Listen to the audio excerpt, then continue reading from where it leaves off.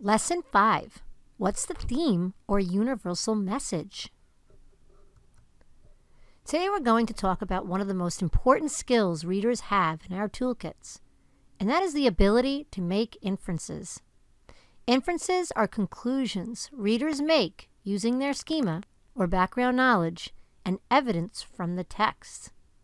So it's evidence that's from the text or pictures that we see, plus what we already know, and we kind of mix that together, we can infer what is happening. And inferencing is a very difficult reading skill that I hope you all level up with. So look at this suitcase. Looking at the pictures and using your schema, your background knowledge, what can you put those two together and create an inference? Based on that, what you see, where is this person going? Well, hopefully you are thinking vacation, going to the beach, because these are the items you usually bring to a beach, place where you're going to be going swimming, place where it's hot. And then you see the luggage. Usually you don't bring a suitcase to the beach, but if you're going to be traveling to a faraway beach, you would bring a suitcase. So if you made an inference that you're going to the beach or going on a vacation, you are correct. So one aspect of fiction that readers must infer is the theme of the story. What is the main message of the text?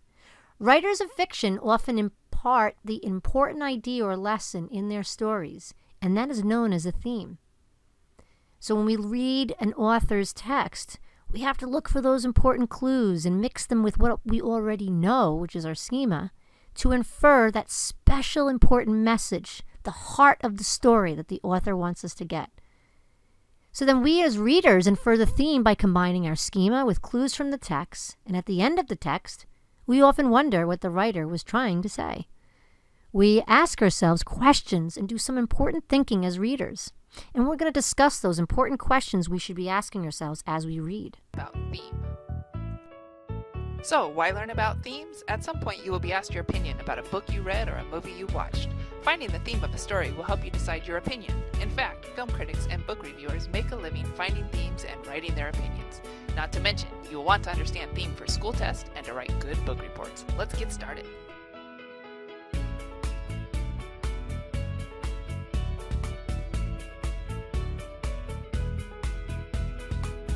All stories have a plot, but really good stories have a theme because they help you learn lessons that you can apply to your own life.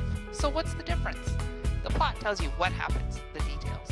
The theme tells you a message, the big picture.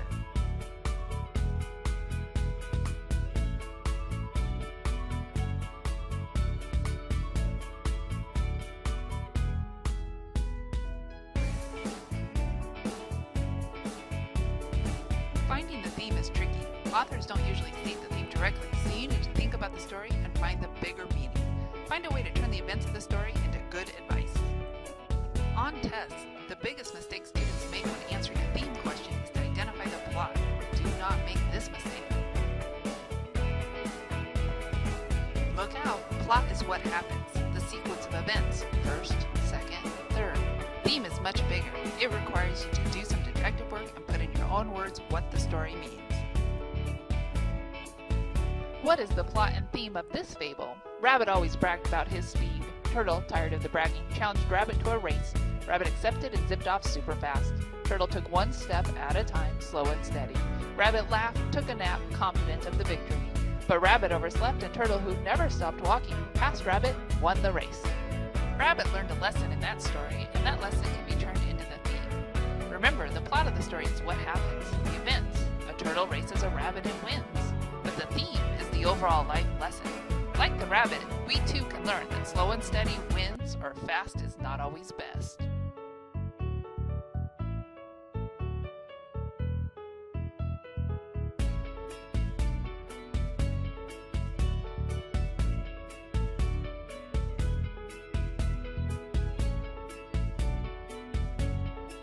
The message you find in a story can be different than the one your friend finds. Don't worry, one story can have many themes.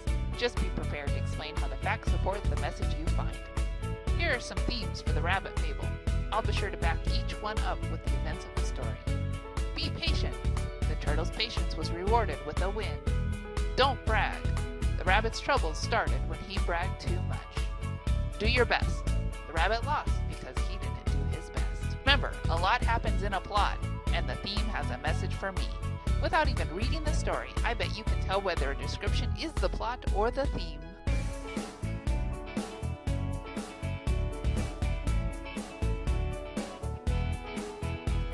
These are the events of the story, so it must be the plot.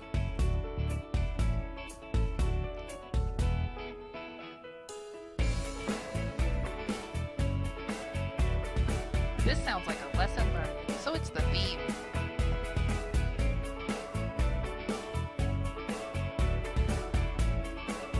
I will take this advice to heart. It's the theme.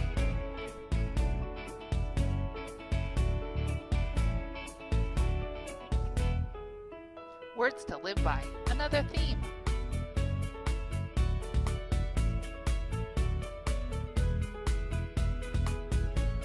So that's what happened. It's the plot.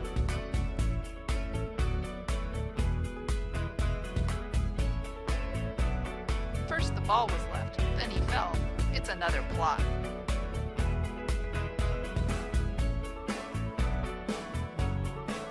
A good message for all. It's the theme.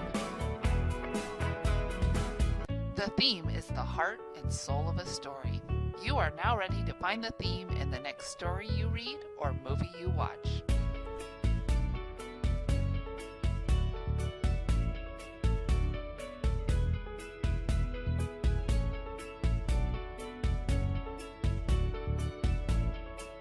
Congratulations! You can find the theme of any story and will be able to ace your tests and improve your book reports. Who knows, someday you may use this ability to be a film critic.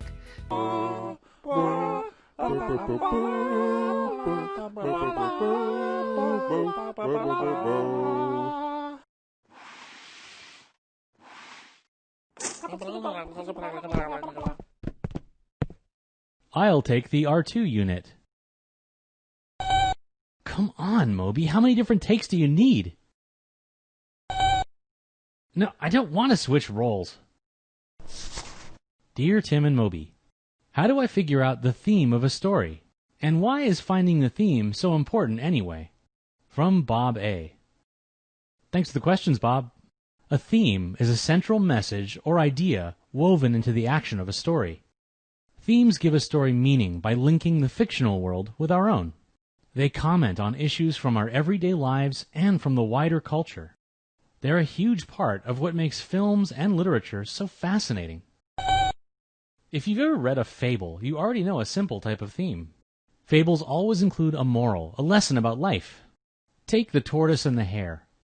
The hare is always bragging about how fast he is, so the tortoise challenges him to a race.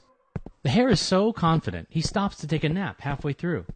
Slowly, but surely, the tortoise passes the hare and wins. It might seem like the story is all about speed and running. The larger message is that patience and determination pay off. The race is used to communicate a lesson that can be applied to real life. Themes are usually more subtle in movies and novels. It's easy to be wowed by spaceships, aliens, and princesses, and those are essential parts of the Star Wars story. But to find the themes, we have to read between the lines. Well, not literally. We have to look for patterns or ideas that come up frequently. The repetition of a word or phrase is a good sign you're onto a theme. We call those recurring words or images motifs. The Force is one big motif in Star Wars. We learn more about its symbolic meaning each time it's mentioned. Well, like at the beginning, the Force seems to be just a magical power. But over the course of the series, we learn that it's much more than that. It's a universal energy that connects all living things, and a spiritual balance between light and darkness. Themes are often set up as pairs of opposing ideas, like with the Force. At its most basic level, it represents the struggle between good and evil, but it's also about nature versus technology, the tension between instinct and logic, or the choice between freedom and destiny. And they sound complicated, but those themes are all right there in the movie. We find them by analyzing the story elements. For example, we can examine lines of dialogue, what the characters say. Like when Darth Vader calls the Death Star a technological terror. Then he says the colossal weapon is nothing compared to the power of the Force. His comments set up technology and nature as opposing ideas.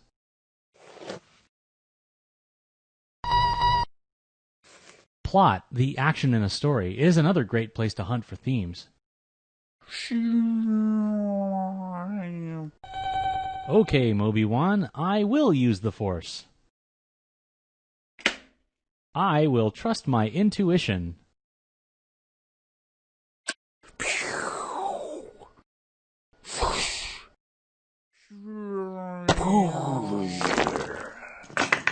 We did it, R2. We destroyed the Death Star. Right, Luke is successful because he relies on the Force. His natural instincts are victorious over destructive technology. Well, in a great story, all the elements work together to support the themes. Look at the settings in Star Wars, where the action takes place. The Death Star is massive and spotless. Like a lot of advanced technology, it feels sinister and cold. Compare that with the Rebels' ships. They look and feel lived in, like a home. Even the costumes support that contrast. Stormtroopers wear masks, and their uniforms are totally rigid. They look more like machines than people. Compare that to the Rebel outfits, what we good guys wear. Our clothing is loose, comfy, and made of organic materials. Well, appearance is a key part of characterization. That's all the ways a character is portrayed, how he looks, speaks, thinks, and acts. Remember when we first meet Moby-Wan? He lives a simple life, not surrounded by gizmos and gadgets. He's a respected Jedi Master, but unlike the bad guys, he's humble and has a sense of humor. Yeah, those themes really resonate in today's high-tech world. Anyway, let's get this place cleaned up. Dad's gonna be home soon. What? You are my father? No! No! No!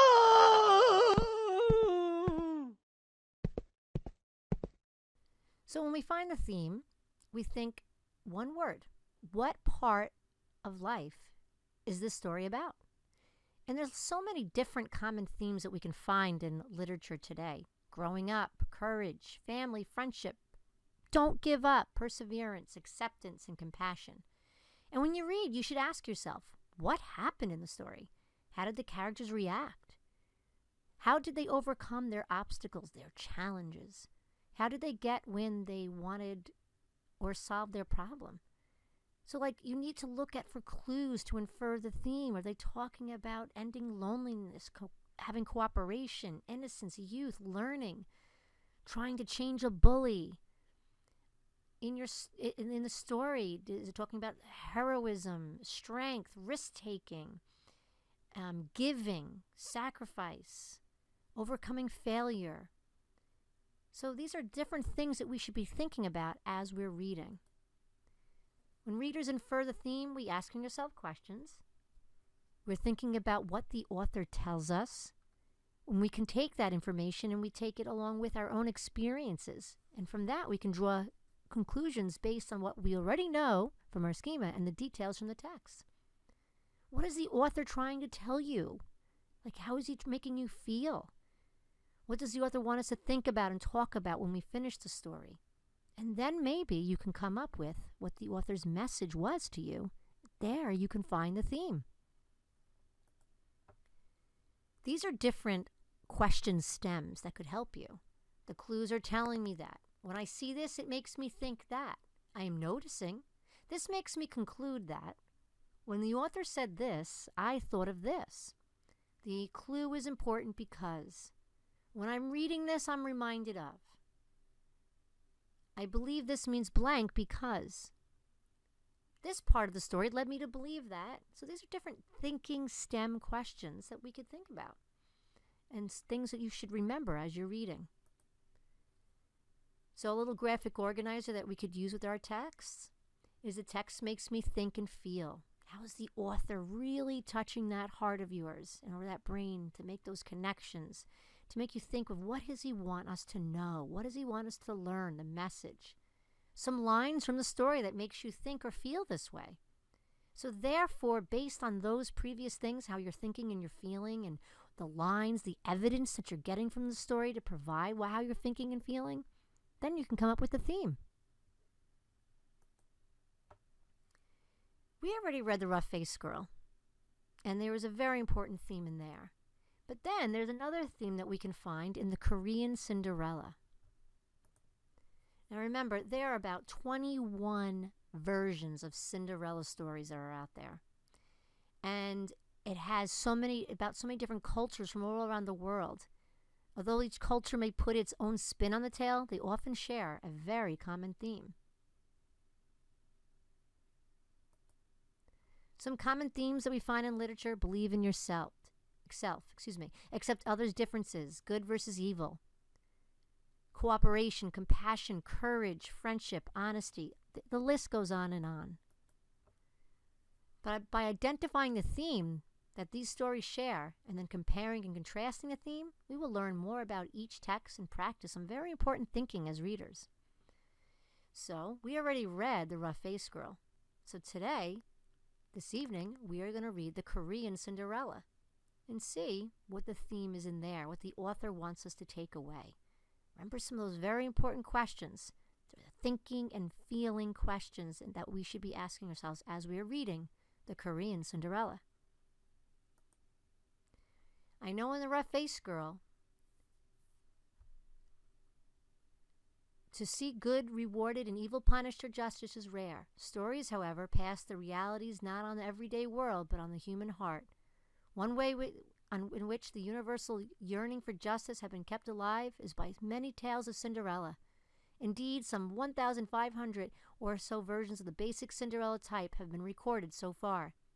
In each, the cruel, thoughtless, as last, get their just reward, and as do those who are kind and good.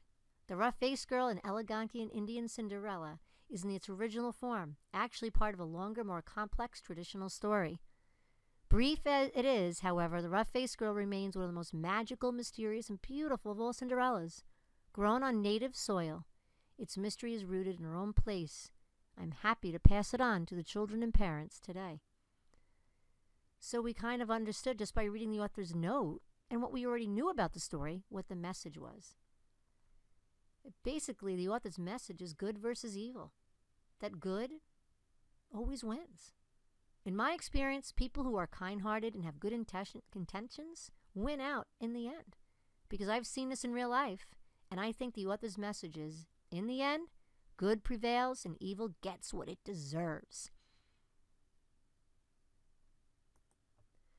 So today we're going to read another version of Cinderella, and it's called The Korean Cinderella by Shirley Cuomo. The Korean Cinderella by Shirley Cuomo, illustrated by Ruth Heller.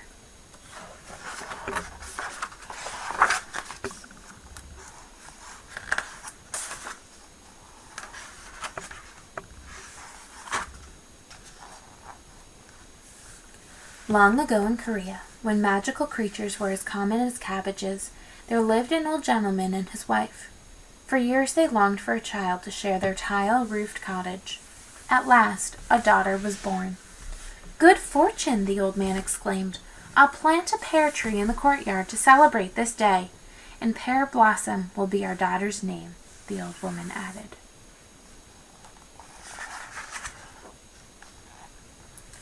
Both the tree and the child grew lovelier with each passing season. In spring, white flowers frosted the tree, and Pear Blossom wore a white ribbon on her long black braid. In summer, when the tree bent with ripening fruit, Pear Blossom's mother wove a band of rosy gold into her hair. In the autumn, when leaves from the tree blew about the courtyard like scraps of sunshine, her mother dressed Pear Blossom in a yellow gown. But one winter day, when the branches on the pear tree were still bare sticks, the old woman died. "Aigo," wailed the old man. "Who will tend Pear Blossom now?"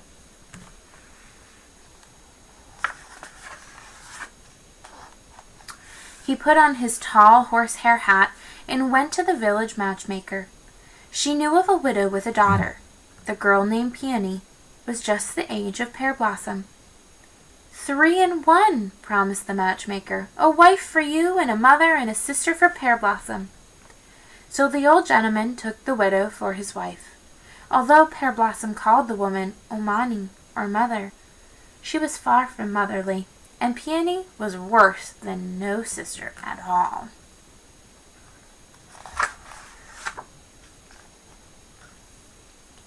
Omani found fault as soon as she stepped into the kitchen. "Too cold," she grumbled. "The fire's gone out. Fetch wood, Pear Blossom. Be quick."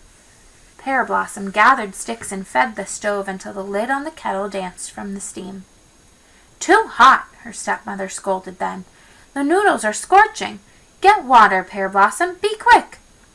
Both Omani and Peony were jealous of Pear Blossom, and the harder she worked, the happier they were. Each day Pear Blossom was up before the sun. She cooked and cleaned until midnight with only the crickets for company.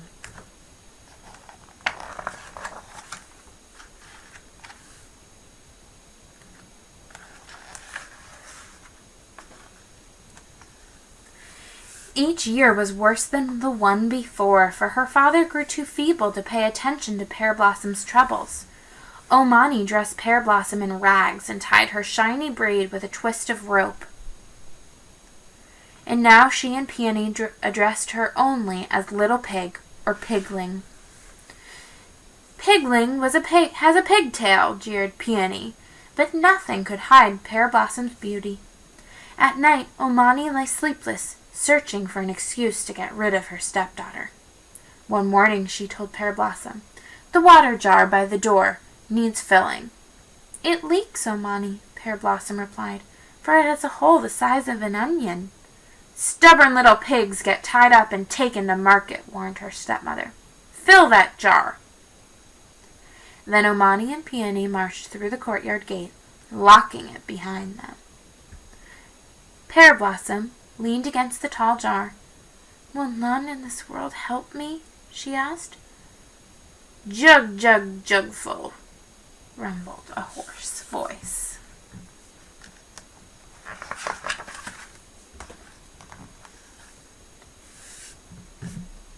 "A Tokabi!" Pear Blossom gasped. "A goblin! What if a Tokabi goblin were hiding in the jar?" Fearfully, she stood on tiptoe and peered inside. A gigantic frog with bulging eyes stared back. "Jugful," it croaked again, and squeezed itself like a stopper into the hole in the jar.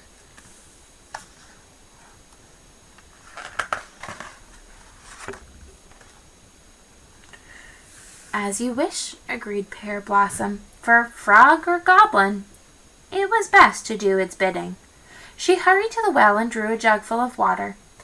When she poured it into the jar, not a drop leaked out. When Omani and Peony returned, they found Pear Blossom resting beside the jar. "So," Omani shrilled, "off to market, little pig!" "But, Omani, the jar is full," Pear Blossom protested. "A frog helped me." "Trickery!" snapped her stepmother, but she muttered to Peony, "A magic frog. Look inside that jar." Peony hung over the rim but saw only her own scowling face. All of a sudden the jar tipped. A flood of water soaked Peony from head to toes. "Pigling's to blame!" she howled. "Some day Little Pig will get what she deserves," Omani declared.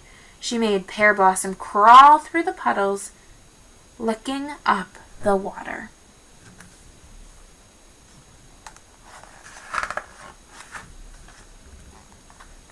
The next morning Omani scattered a huge sack of rice around the courtyard. "Hull this rice, Little Pig," she ordered. Polish every grain, or else," she shook the empty bag, "you'll be put in this sack and sent to China." Then Omani and Peony left for the village. Rice covered the ground like sand beside the sea. Pear Blossom threw her arms around the pear tree and asked, "Will none in this world help me?" Wings whirred overhead, and a flock of sparrows flew out of the tree. "Cheer, cheer, cheer," the sparrows called to Pear Blossom. They pecked at the rice, separating husk from kernel. In a matter of minutes, the sparrows had polished the rice and piled it in a corner. When Omani came back, she found Pear Blossom nodding beneath the tree. "Off to China," her stepmother began, and then caught sight of the mound of rice. "How can this be?" she demanded. Pear Blossom rubbed her eyes. "Sparrows flew out of the tree and polished the rice." "Birds don't hoe rice," scoffed Omani. "They eat it." But to Peony she whispered, "It's magic that's flying about. Catch some." She pushed Peony beneath the pear tree. At once the cloud of sparrows swooped down. "Cheat, cheat, cheat!" they chattered at Peony. They pecked at her, tearing her jacket. They perched on her head, pulling her hair. "Piglings to blame!" Peony bawled. "Some day, little pig will get what she deserves," Omani threatened. She did not give Pear Blossom anything to eat. Not that day, or the next.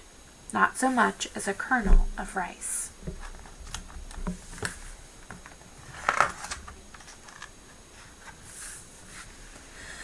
Pear Blossom had food to fix nevertheless. The village was having a festival, and she had to pack picnic hampers of dried fish and pickled cabbage for her stepmother. She also sewed a dress of pink silk for her stepsister.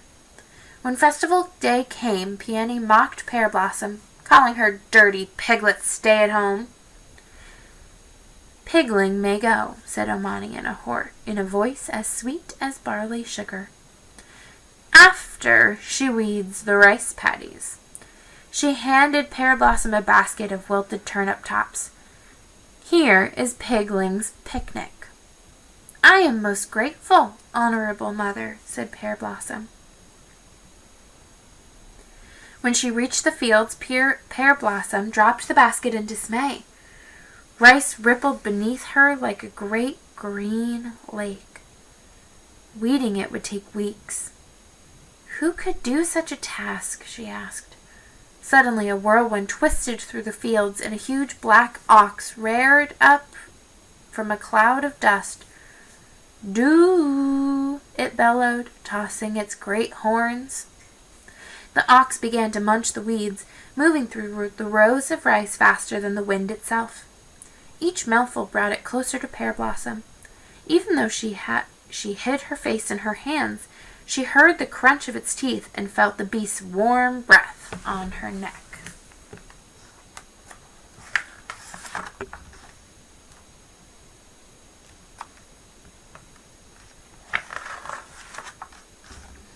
At last she dared to peek between her fingers. Both ox and weeds were gone. Hoof prints big as cartwheels poked the field, yet not a single blade of rice was trampled. And when Pear Blossom looked in her basket, she found fruit and honey candy instead of turnips. She bowed, then cupped her hands and called, "1,000 thanks!" Pear Blossom hastened to the village festival. The road, which followed a crooked stream, was rough with pebbles. Pear Blossom had just slipped off one straw sandal to shake out a stone when she heard a shout. Make way for the magistrate!" 4 bearers, a palanquin swaying on poles across their shoulders, jogged toward her. In the chair sat a young nobleman dressed in rich robes and wearing a jade jewel in his top knot. Flustered, Pear Blossom teetered on one leg like a crane, holding her straw sandal. Her cheeks grew hot as red peppers, and she hopped behind a willow tree that grew beside the stream. As she did, her sandal splashed into the water and bobbed like a small boat, just out of reach. Stop! Commanded the magistrate from his palanquin. He was calling to his bearers, but Pear Blossom thought he was shouting at her, and frightened, she fled down the road. The magistrate gazed after Pear Blossom, struck by her beauty. Then he ordered his men to fish her sandal from the stream, to carry him back to the village. At the festival, Pear Blossom forgot about her missing shoe. She watched the acrobats and tightrope walkers until she was dizzy. She listened to the flutes and drums until her ears rang. She nibbled on treats until her basket was almost empty.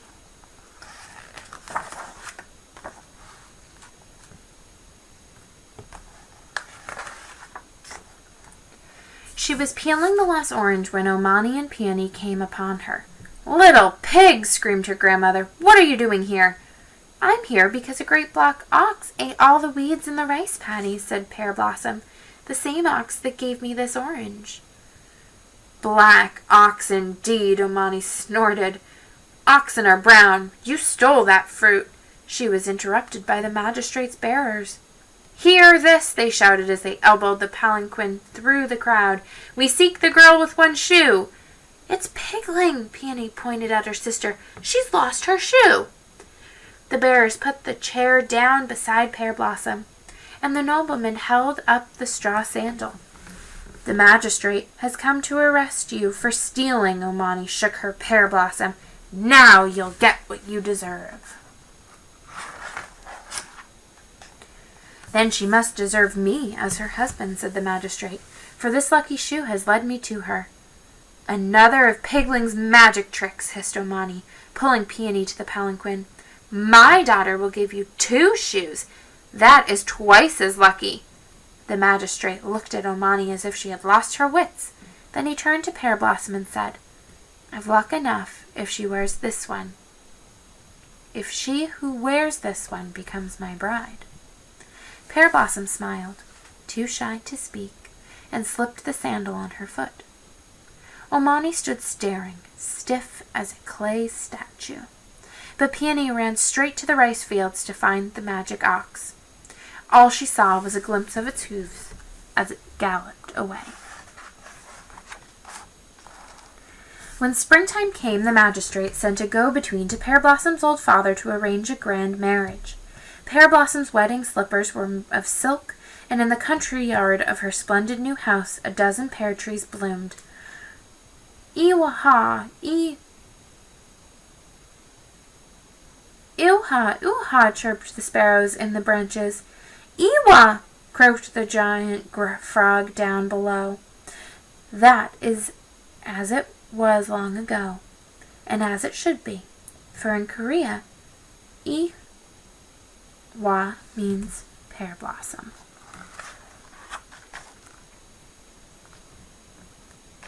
In considering what author wants us to think about and talk about when we finish the story, I think she wants us to think about how people get what they deserve. Very much similar to what happened in Rough Face Girl. I think these lines demonstrate that in the end, people get what they deserve and good prevails, just like in the Rough Face Girl. If you read, "Then she must deserve me as her husband," said the magistrate, "for this lucky shoe has led me to her." Blossom and said, "I've luck enough if she who wears this one becomes my bride." Perfect evidence from the story that demonstrates that good prevails and people get what they deserve. I really feel like both of these young women are very strong, amazing people. Did you notice how in both stories, even though they are very different from cultures, the message is the same? In the end, good prevails. What is the message conveyed in similar matter? How is it different? So these were wonderful examples of text, how we can compare and contrast the theme and find the theme in both stories. Excellent job.